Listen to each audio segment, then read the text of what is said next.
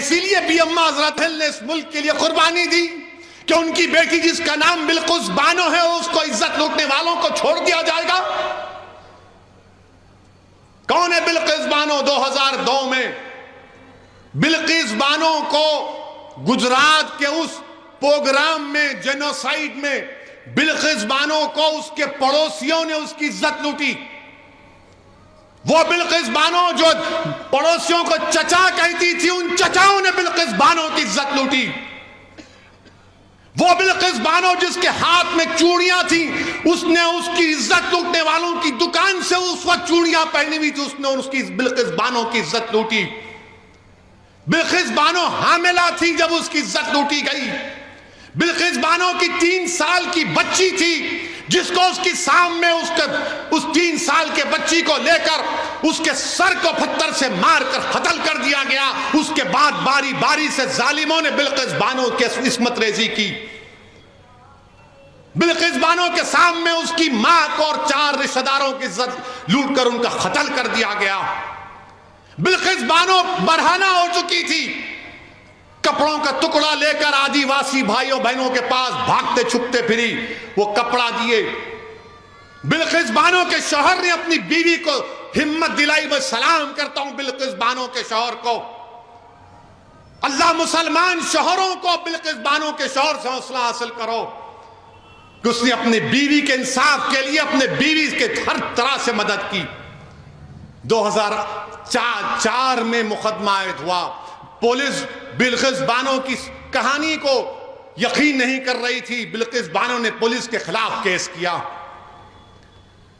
Medical डॉक्टरों ने झूठी रिपोर्ट दी, बिल्किस बानो ने इनके खिलाफ रिपोर्ट की, मुकदमा किया।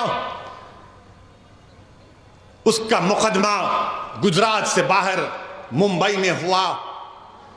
ट्रायल कोर्ट में सजा हुई, फिर बॉम्बे हाई कोर्ट में उनको सजा दी गई। मेरे अजीज दोस्तों और बुजुर्गों, 75 साल की आजादी का अमृत उत्सव मना रहे हैं और भारत की एक बेटी के साथ इस तरह का सलूक कर दिया जाता है कि अगर किसी की बेटी की इज्जत लूटी जाएगी और उसको कहा जाएगा कि क्या तुम राजी हो कि तुम्हारी बेटी की इज्जत लूटी गई, उसकी बेटी को कत्ल कर दिया गया, उसके पेट में जो हमल था वो जाया हो गया, उसको चंद साल के बाद छोड़ दिया जाएगा, तुम राजी हो? तो कोई बाप, कोई मां, कोई भाई, कोई बहन तैयार नहीं होगी, कोई इंसान तैयार नहीं होगा। जिसके दिल में इंसानियत जिंदा होगी वो कहेगा कि नहीं, ऐसे जालिमों को जेल में सड़ाना चाहिए। मेरे अजीज दोस्तों और बुजुर्गों, इस बात की हमको तकलीफ है कि आजादी का अमृत उत्सव तो मना रहे हैं, मगर बिल्किस बानो कह रही है कि मेरा गम फिर से ताजा हो गया, इंसाफ पर से मेरा एतमाद कमजोर पड़ गया। बताओ प्रधानमंत्री आप क्या करेंगे? और रिव्यू कमेटी जो क्लेमेंसी दी गई सीआरपीसी में है, कानून में गुंजाइश है कि अगर कोई कैदी इतने साल जेल में रहता है तो हुकूमत के पास इख्तियार है। कमेटी बनाई, रिव्यू कमेटी। रिव्यू कमेटी में कौन है? भाजपा के 5 लोग, 2 एमएलए उसमें, और एक साहब तो गोदरा के ट्रेन के उस वाक़े में प्रोसिक्यूशन के विटनेस थे, वो मौजूद। जो ट्रायल कोर्ट का जज की भी राय लेना पड़ता, उसने कहा कि नहीं छोड़ना चाहिए इन लोगों को जिन्होंने बिल्किस बानो की इज्जत लूटी, उसकी मां की इज्जत लूटकर 4 खवातीन को मार दिया, उसकी बेटी को मार दिया। ट्रायल कोर्ट के जज ने कहा कि नहीं छोड़ना चाहिए।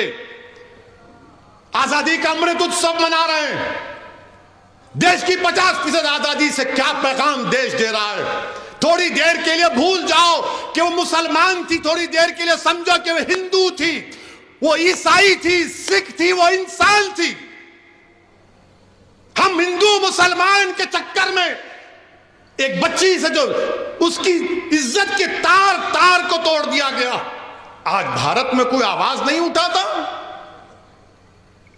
कहां गया वो जज्बा, वो रोड पर आना, वो एहतजाज करना? कुछ नहीं। क्यों? क्या उसका नाम बिल्किस है बोलकर? याद रखो, आज बिल्किस से हुआ, कल किसी और से खुदा ना खास्ता ना हो जाए। और वो क्या कहती है एमएलएज? वो जो रिव्यू कमेटी के एमएलए एक टीवी चैनल के इंटरव्यू में कहती हैं, क्या कहती है? जिन लोगों ने बिल्किस बानो की इज्जत लूटी वो ब्राह्मण हैं और संस्कारी हैं। किसी की बेटी की इज्जत लूटने वाला संस्कारी हो सकता है जालिम? अगर तेरी बेटी की कोई इज्जत लूटे तो संस्कारी कहेगा तू उसको? इस तरह की बात ऑन रिकॉर्ड कही गई। हम भारत के प्रधानमंत्री से पूछना चाह रहे हैं, ट्रिपल तलाक का कानून आपने बनाया था, आपने पार्लियामेंट के बाहर कहा था कि मैं मुस्लिम बहनों का भाई हूं। प्रधानमंत्री बिल्किस बानो भी आपकी बहन की बेटी है, प्रधानमंत्री बिल्किस बानो भी आपकी भाई की बेटी है। आप नरेंद्र मोदी हैं मगर आप देश के प्रधानमंत्री हैं, आप मुल्क के वजीर आजम हैं।